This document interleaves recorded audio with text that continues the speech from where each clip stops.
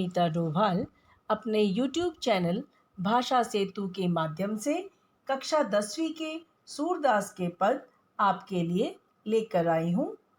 पद पढ़ने से पहले आइए कवि शिरोमणि सूरदास के बारे में जानते हैं।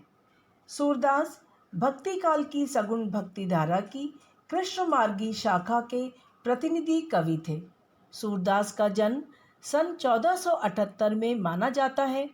एक मान्यता के अनुसार उनका जन्म मथुरा के निकट रुनकता या रेणुका क्षेत्र में हुआ, जबकि दूसरी मान्यता के अनुसार उनका जन्म स्थान दिल्ली के पास सिही ग्राम में माना जाता है। महाप्रभु वल्लभाचार्य के शिष्य सूरदास अष्टछाप के कवियों में सर्वाधिक प्रसिद्ध हैं। वे मथुरा और वृंदावन के बीच गऊ घाट पर रहते थे और श्रीनाथ जी के मंदिर में भजन कीर्तन करते थे। सन 1583 में पारसोली में उनका निधन हुआ। उनके 3 ग्रंथों सूरसागर, साहित्य लहरी और सूरसारावली में सूरसागर ही सर्वाधिक लोकप्रिय हुआ। खेती और पशुपालन करने वाले भारतीय समाज का दैनिक अंतरंग चित्र और मनुष्य की स्वाभाविक वृत्तियों का चित्रण सूर की कविता में मिलता है। सूर वात्सल्य और श्रृंगार के श्रेष्ठ कवि माने जाते हैं। कृष्ण और गोपियों का प्रेम सहज मानवीय प्रेम की प्रतिष्ठा करता है। सूर ने मानव प्रेम की गौरव गाथा के माध्यम से सामान्य मनुष्यों को हीनता बोध से मुक्त किया, उनमें जीने की ललक पैदा की। कविता में ब्रज भाषा का निखरा हुआ रूप है। वह चली आ रही लोकगीतों की परंपरा की ही श्रेष्ठ कड़ी है। बच्चों, आपकी पाठ्य पुस्तक में सूरदास के 4 पद हैं, जो कि सूरसागर के भ्रमर गीत से लिए गए हैं। कृष्ण ने मथुरा जाने के बाद स्वयं न लौटकर उद्धव के जरिए गोपियों के पास संदेश भेजा था। उद्धव ने निर्गुण ब्रह्म एवं योग का उपदेश देकर गोपियों की विरह वेदना को शांत करने का प्रयास किया। गोपियां ज्ञान मार्ग की बजाय प्रेम मार्ग को पसंद करती थी। इस कारण उन्हें उद्धव का शुष्क संदेश पसंद नहीं आया। तभी वहां एक भौरा आ पहुंचा। यहीं से भ्रमर गीत का प्रारंभ होता है।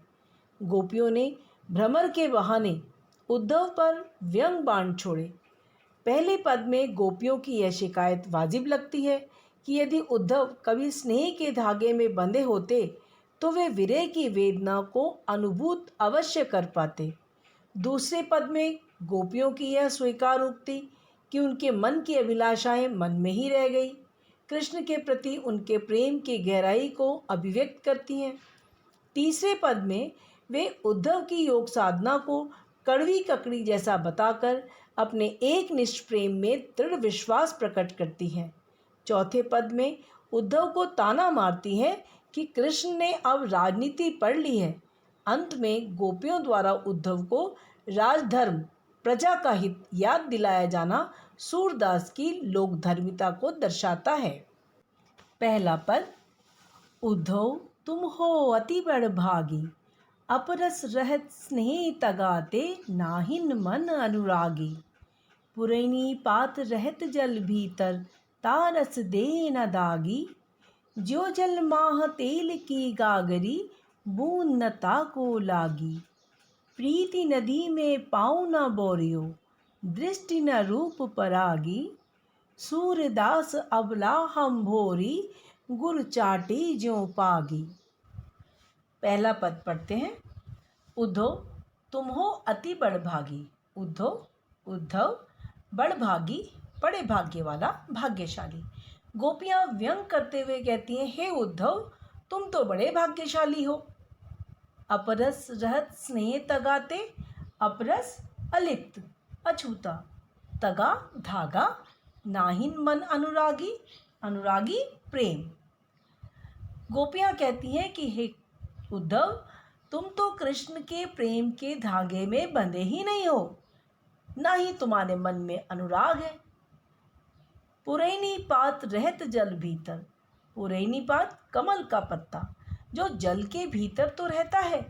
तारस देह न दागी, किंतु उस जल से अछूता रह जाता है, उस जल की बूंद से अछूता रह जाता है। जो जल महा तेल की गागरी, जिस तरह तेल लगी गागरी जल के भीतर रहती है, बूंद न ताको लागी, किंतु जल की एक बूंद से भी अछूती रह जाती है। प्रीति नदी में पाओ न बोरियो, प्रीति नदी प्रेम की नदी, बोरियो डुबाना, परागी मुग्ध होना। गोपियाँ कहती हैं कि हे उद्धव, तुमने तो प्रेम की नदी में पाँव ही नहीं डुबाया, ना ही तुमने कृष्ण के रूप सौंदर्य पर मुग्ध हुए। सूरदास अबला हम भोरी, गुड़ चाटी जो पागी। सूरदास कहते हैं कि गोपियाँ उद्धव से कहती हैं कि हम तो अबला हैं, हम तो भोली भाली हैं। जिस प्रकार चींटियाँ गुड़ से लिपट जाती हैं, उसी प्रकार हम भी श्री कृष्ण के प्रति उनके प्रेम में अनुरक्त हो गई हैं। यहाँ गोपियों का कृष्ण के प्रति अटूट प्रेम अभिव्यक्त हुआ है। प्रीति नदी में रूपक अलंकार है। ज्यों जल माँ तेल की गागरी, यहाँ उत्प्रेक्षा अलंकार है। गुर चाटी ज्यों पागी, यहाँ उत्प्रेक्षा अलंकार है। और दो दृष्टांत पुरैन पाग और तेल की गागर, ये सटीक दृष्टांत बने हुए हैं। पूरे पद में ब्रजभाषा का प्रयोग है। दूसरा पद, मन की मन ही मांझ रही, कहिए जाई कौन पे उद्धव, नाही परत कही। अवधि आधार आस आवन की, तन मन बिथा सही। अब इन जोग संदेशनी सुनी सुनी, बिरनी बिरह दही। चाहती हुती गुहारी जितैते, उतते धार बही। सूरदास अब धीर धरही, क्यों मर्यादा न लही। दूसरा पद, मन की मन ही मांझ रही। मांझ मध्य। गोपियाँ स्वीकारती हैं कि उनके मन की अभिलाषाएं मन में ही रह गई हैं। वे कृष्ण के समक्ष अपने प्रेम की अभिव्यक्ति नहीं कर पाई। कहिए जाई कौन पे उद्धव, नाही परत कही। हे उद्धव, अब हम अपने मन की व्यथा किससे जाकर कहें, जो हमने पहले नहीं कही। अवधि आधार आस आवन की, तन मन बिथा सही। अवधि समय, आधार आधार, आवन आगमन, बिथा व्यथा। गोपियाँ कहती हैं कि हम कृष्ण के आगमन की अवधि को गिन गिन कर अपने तन मन की व्यथा को सह रही थी। हम शारीरिक और मानसिक पीड़ा को सहन कर रही थी कि एक दिन कृष्ण लौटकर अवश्य आएंगे। अब इन जोग संदेशनी सुनी सुनी, बिरनी बिरह दही। हे उद्धव, अब इन योग संदेशों को सुन सुनकर हमारे विरह की अग्नि और अधिक बढ़ गई है। चाहती हुती गुहारी जितेते, गुहारी रक्षा के लिए की गई पुकार। उतते धार भई, उतते उधर। गोपियाँ कहती हैं कि हम रक्षा के लिए जिधर से भी कृष्ण को पुकारती हैं, उधर से ही योग की धारा बहकर आती है। सूरदास अब धीर धरही, क्यों मर्यादा न लही। मर्यादा मर्यादा प्रतिष्ठा।